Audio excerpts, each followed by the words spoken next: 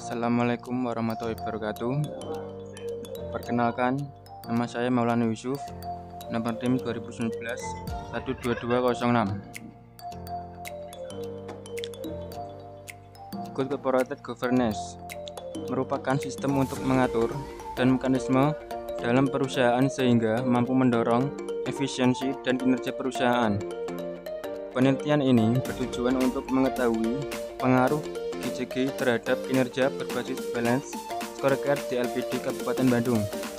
Proses yang digunakan adalah prinsip GCG yang terdiri atas transparansi, akuntabilitas, responsibilitas, independensi, dan kewajaran. Perusahaan adalah hasil yang komprehensif. Pengukuran dan sistem evaluasi harus sama-sama komprehensif dan multidimensional untuk mencapai keselarasan dan keterpaduan dengan gagasan kinerjanya. Balance scorecard dapat digunakan sebagai alat pengukur kinerja perusahaan karena memberikan rangka komprehensif untuk menjabarkan misi ke dalam tujuan yang ditetapkan. Transparansi dalam penelitian ini memiliki arti bahwa pengelola LPD harus menerapkan seluruh Indonesia secara terbuka tanpa ada yang ditutupi atau sengaja disembunyikan. Akuntabilitas memiliki arti bahwa akuntabilitas adalah penjelasan fungsi, struktur, sistem, dan pertanggungjawaban dalam pengelolaan LPD. Responsibilitas dalam penelitian ini memiliki arti bahwa pengelola LPD harus mematuhi peraturan perundang-undangan dan melaksanakan tanggung jawab sosial kepada masyarakat agar usaha dapat berjalan secara berkesinambungan. Independensi dalam penelitian ini memiliki arti bahwa pengelola LPD dalam melaksanakan kegiatan harus secara independen dan bebas dari pengaruh pihak manapun. Pada variabel dependent yang diukur dengan menggunakan kuesioner menunjukkan bahwa pada prinsip independensi, hasil jawaban responden menunjukkan jumlah paling rendah di antara prinsip lainnya. Berdasarkan hasil penelitian yang telah diuraikan, maka dapat ditarik simpulan yaitu penerapan prinsip responsibilitas pengaruh signifikan terhadap kinerja balance scorecard. Sementara itu, prinsip transparansi, akuntabilitas, independensi, dan kewajaran tidak berpengaruh terhadap kinerja berbasis balance scorecard, di mana para prajurit LPD secara tidak langsung akan menerapkan prinsip responsibilitas yang sudah mengandung unsur transparansi, akuntabilitas, independensi, dan kewajaran pada saat LPD melaporkan pertanggungjawaban kepada Kepala Desa. Corporate Social Responsibility, kinerja lingkungan dan nilai perusahaan. Keberadaan sebuah perusahaan ke publik tidak dapat terlepas dari upaya-upaya yang dilakukan dalam meningkatkan nilai perusahaan. Nilai perusahaan adalah persepsi investor atas keberhasilan perusahaan dalam mengelola sumber dayanya pada akhir tahun berjalan ditunjukkan dari harga saham. Nilai perusahaan dijadikan sebagai fokus utama bagi investor dalam mengambil keputusan untuk berinvestasi di perusahaan. Ketatnya persaingan dunia bisnis turut serta mendorong perusahaan ke publik, termasuk perusahaan manufaktur, untuk terus mempertahankan kelangsungan usahanya dalam jangka panjang dengan cara meningkatkan nilai perusahaannya.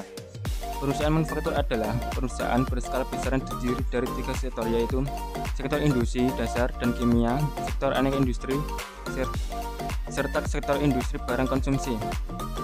Sektor industri barang konsumsi atau consumer good adalah salah satu sektor dari perusahaan manufaktur yang berperan aktif di pasar modal Indonesia dan masih menjadi pilihan utama investor dalam menanamkan dananya serta termasuk investasi yang menjanjikan Indonesia.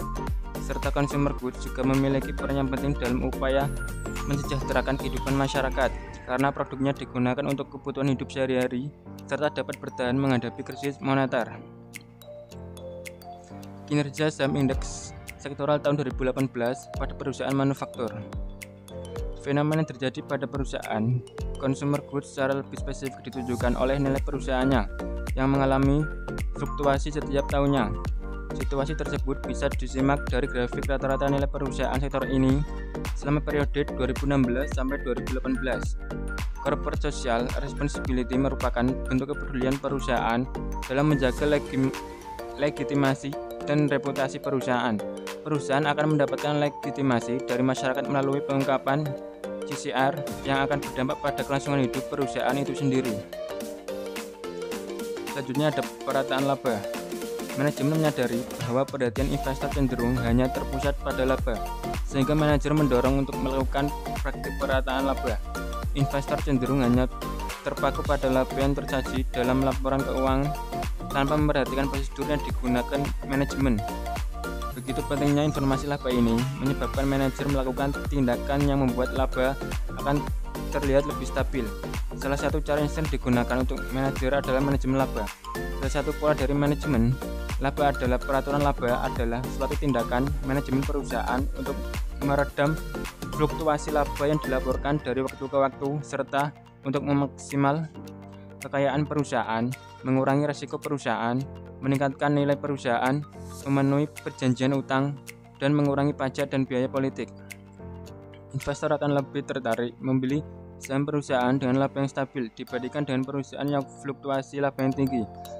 Praktik perataan laba dapat dilakukan dengan dua cara, yaitu perataan secara alami merupakan perataan laba.